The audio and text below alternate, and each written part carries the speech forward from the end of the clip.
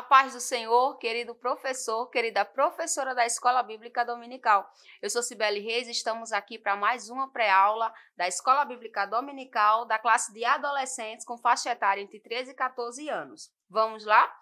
Hoje vamos tratar da lição de número 6, com o título A Obediência Verdadeira. Durante todo esse trimestre, a gente já viu que estamos trabalhando e abordando as parábolas de Jesus são vivas. Na parábola de hoje, nós vamos tratar um pouco do que trata a obediência verdadeira.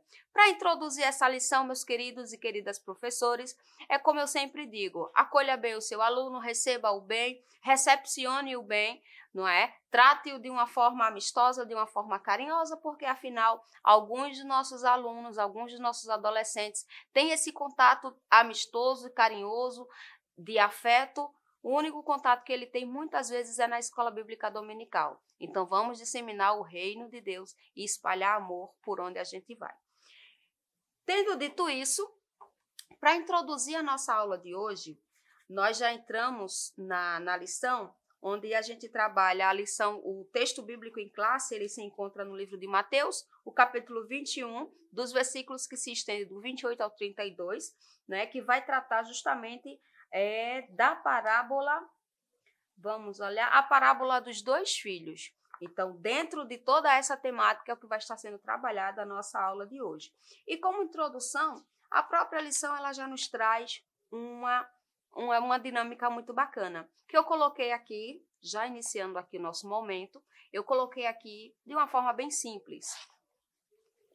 Coloquei falar a verdade ou viver em engano. Se a gente se nós externarmos isso aqui dentro da nossa sala de aula, e aí a gente vai fazer uma relação, né, junto com os nossos estudantes, com os nossos alunos, nossos adolescentes.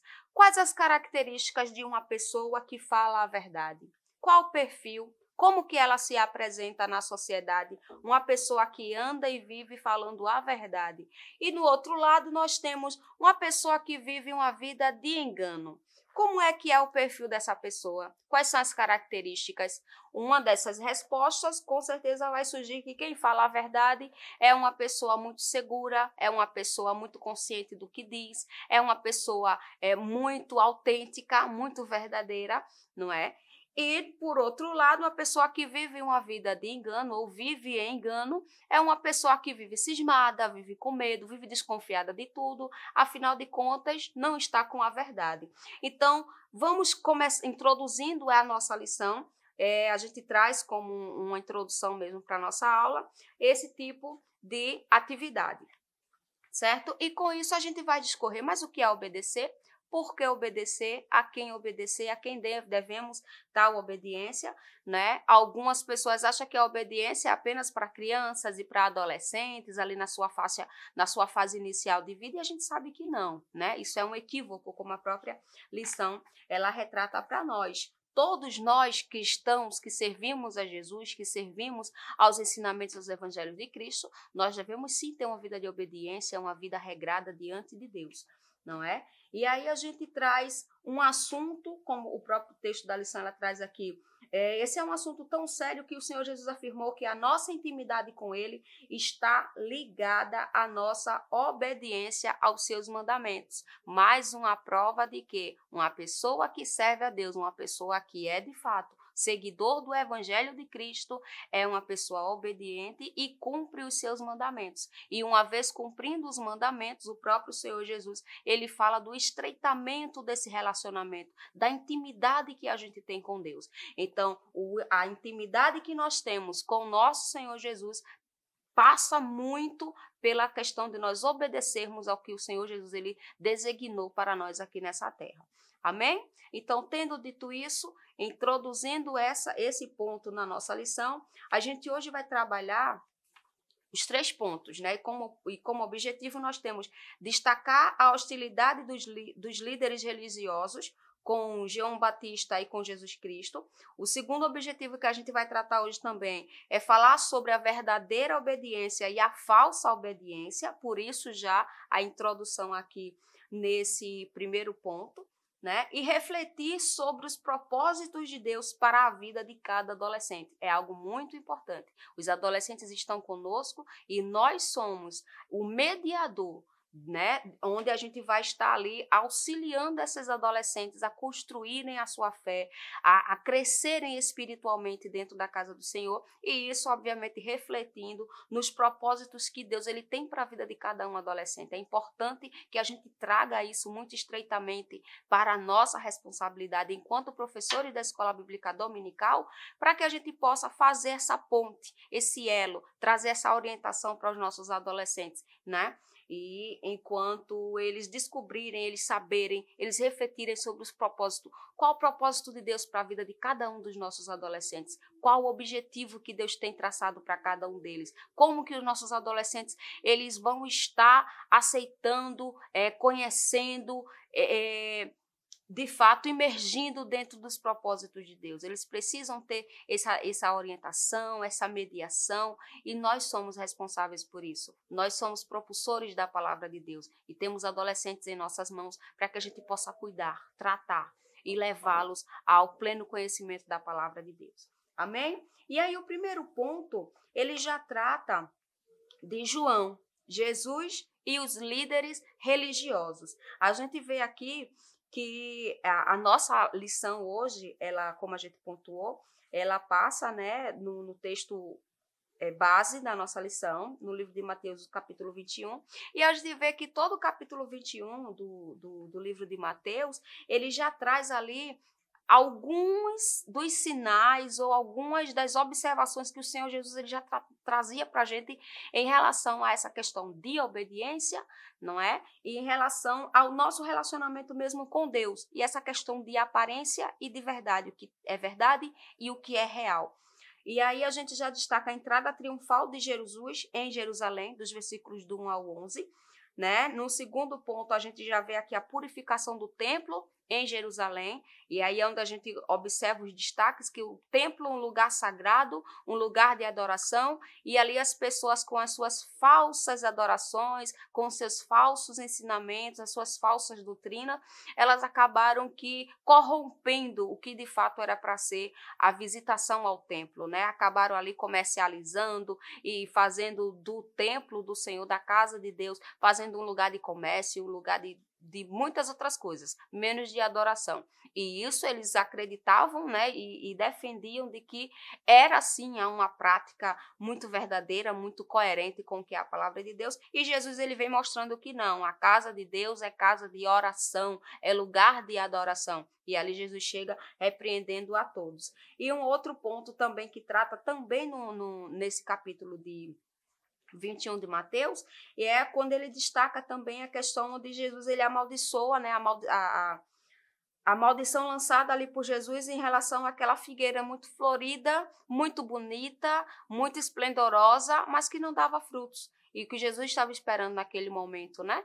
Estava no período de frutificar, estava no período estava na estação própria de dar o seu fruto, e a figueira, ela tinha muitas folhagens, muitas flores, era uma copa muito bonita, mas o seu objetivo principal ela não tinha, que era de frutificar, de dar frutos, não é? E aí Jesus faz justamente aquela alusão de que muitos se mostram assim só de aparência, é algo que a gente tem que retratar. E os religiosos daquela época, os religiosos naquela ocasião estavam vivendo justamente nesse sentido, né? Eram os religiosos, eram os líderes dos sacerdotes e que eles estavam ali questionando Jesus de que com que autoridade o Senhor faz todos esses sinais, com que autoridade o Senhor se manifesta dessa forma. Aí Jesus, tá bom, eu respondo a vocês, se vocês me responderem antes uma perguntinha também, não é? E aí é quando Jesus ele já lança, tá, quem deu autoridade para João Batista? Para João batizar. Quem foi que deu essa autoridade? E aí, aqueles sacerdotes naquela época, né, naquela ocasião, eles acharam-se constrangidos com aquela pergunta, porque de fato eles nem podiam dizer que era de Deus, porque senão isso o condenaria, né, isso o traria ao ridículo, Como é que João Batista veio por intermédio de Deus e os próprios sacerdotes, eles não acreditavam, recusaram João Batista. Então, isso ia comprometê-los de alguma forma, né? E, por outro lado, eles disseram, foi Deus, não, foi o homem. Então, se foi o homem, como que permitiu-se que João Batista fizesse tanto? Então, todas as formas ali, eles ficaram sem respostas. Por quê? Porque eles viviam de aparência. Né? Eles viviam negligenciando a palavra de Deus, sem acreditar no Filho de Deus, sem acreditar no Messias, sem acreditar na missão que Jesus vinha trazendo ali na terra naquela ocasião. Então, isso traz para a gente, né, a reflexão de que Jesus ele veio cumprir as Escrituras e, sobretudo, veio mostrar de que as aparências, de que simplesmente dizer que obedece a Deus, dizer que tem o ensinamento de Deus, dizer que foi enviado por Deus e não cumprir de fato o que o próprio Deus ele nos orienta e não cumprir as Escrituras, isso não passa apenas de hipocrisia.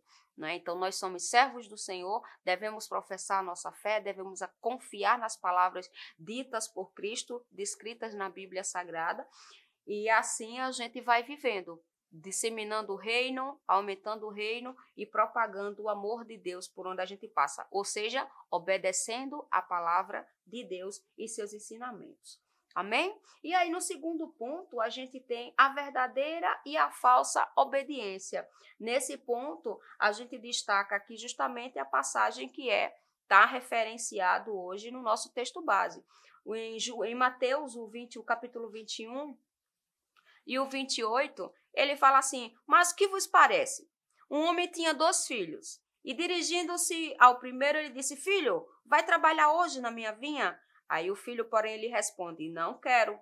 Mas depois, arrependendo-se, ele foi. E logo em seguida continua. E dirigindo-se ao segundo filho, ele falou de igual modo, filho, vai trabalhar hoje na minha vinha? E esse segundo filho respondendo, ele disse, eu vou, sim, senhor, eu vou. Porém, ele não foi. E aí, Jesus volta para os discípulos e pergunta, qual dos 2 filhos fez a vontade do Pai? Aí disseram-lhe, né? O primeiro. Disse-lhe Jesus, em verdade vos digo que os publicanos e as meretrizes entram adiante de vós no reino de Deus. Porque João veio a vós no caminho de justiça e vocês não creram. Mas os publicanos e as meretrizes o creram. Vós, porém, vendo assim, nem depois vos arrependestes para crer. Então, isso toca diretamente nos sacerdotes daquela época, naqueles que estavam ouvindo Jesus falar, toca diretamente porque os publicanos, as meretrizes, eram pessoas marginalizadas da sociedade e que até então não tinham parte no reino de Deus de acordo com os religiosos da época. Sobretudo, foram pessoas que eram marginalizadas, eram pecadoras, eram pessoas que não tinham dignidade para estar ali andando com Jesus, mas que se arrependeram, ouviram a mensagem do Evangelho, se arrependeram e aceitaram as palavras do Senhor como sendo verdade e como são verdade de fato. Então, essas pessoas que até então marginalizadas na sociedade, marginalizadas pelos religiosos da época, eles chegam e dizem, esses não têm parte com o reino de Deus. Sobretudo, foram os que aceitaram a mensagem da palavra de Cristo, que aceitaram o evangelho de Jesus. E, com isso, tiveram parte no reino de Deus. E aí é onde Jesus diz, essas pessoas entram primeiro no reino do que vocês. Porque vocês dizem que conhecem a verdade, dizem que sabem quem sou, dizem que conhecem a Deus, sobretudo, não aceitaram nada do que o Pai o enviou. Esses, porém, pecadores, marginalizados, aceitaram, se arrependeram e creram, não é? Então, quem vive de fato a verdadeira obediência? Aquele que o primeiro filho que se refere, e ele diz, não, eu não quero, meu pai, eu não vou para a vinha com o Senhor. Sobretudo, depois ele cai em si, arrepende-se de ter dito que não iria, e logo, consequentemente, ele diz, não, eu vou, né? Provavelmente deve ter batido ali a consciência em si, dizendo, né, meu pai está trabalhando, me chamou para trabalhar, eu vou. Né? Já o segundo filho que disse, não, eu vou, de prontidão, não, eu vou sim. E de repente ele disse, não, não foi. Né? Então, de que adianta falar, dizer que obedece e que não obedece? Como que fica essa intimidade direta com Deus? É uma reflexão que eu coloco aqui para a gente. Como que fica essa intimidade com Deus, né? Todas as vezes em que Deus solicita você, em que o Espírito Santo te solicita, em que o Espírito Santo toca em teu coração de fazer algo, de ministrar algo, de participar de algo, e você diz, eu vou. Mas sempre fica ali procrastinando, fica protelando, fica deixando para depois e que não vai.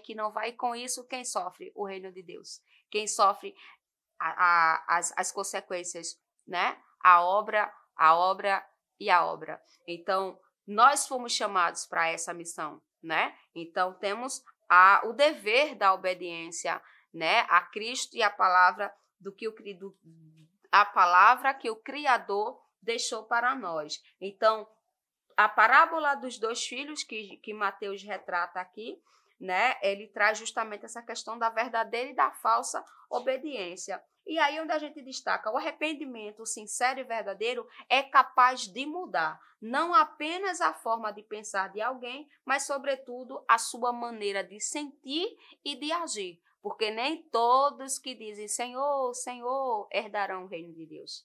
Não é? Então, aquilo que a gente fala, aquilo que a gente faz, na verdade, com o arrependimento, mostra muito mais da nossa mudança, né? Do modo de ser, do modo de sentir, do modo de agir. Para finalizar, Deus tem um propósito para a sua vida, para os nossos adolescentes. De que formas podemos entender a convocação de trabalhar?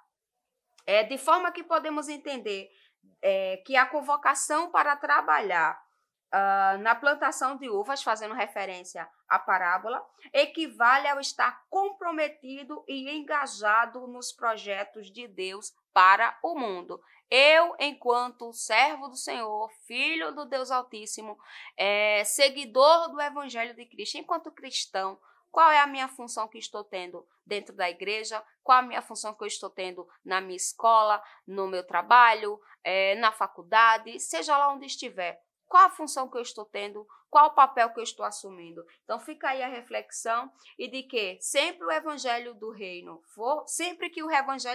for pregado, haverá pecadores que se renderão à graça perdoadora de Deus e se voltarão para Jesus. De igual modo, haverá também pessoas relutantes que ignorarão o chamado ao arrependimento e à obediência verdadeira. Então, que o Senhor tenha misericórdia de nós e que nos conduza à obediência verdadeira, que sejamos filhos e filhas que ouvem o chamado do Pai e obedecem à sua vontade perfeita. Amém? Que Deus nos ajude, que Deus nos abençoe. Fique em paz. Que o conhecimento é capaz de mudar a vida de quem lê, a gente já sabe. E que livro você pode comprar em qualquer livraria. Mas nós transformamos 100% do nosso lucro em mudança de vidas, através da ação social, evangelismo e missões. Ao adquirir qualquer um de nossos produtos, seja presencial ou à distância, você está investindo em alguém. Na próxima vez que você for comprar livros ou artigos evangélicos, não vá em qualquer lugar. Vá na Livraria Arca Missionária. Uma nova história começa quando você compra aqui. Agora você pode fazer a sua contribuição através do Pix. Uma operação rápida, segura e sem custos. Abra o aplicativo do seu banco, clique na opção Pix e em seguida vá na opção Transferência. Depois é só digitar nossa chave Pix, que pode ser o nosso CNPJ 11 120 490 0001 86.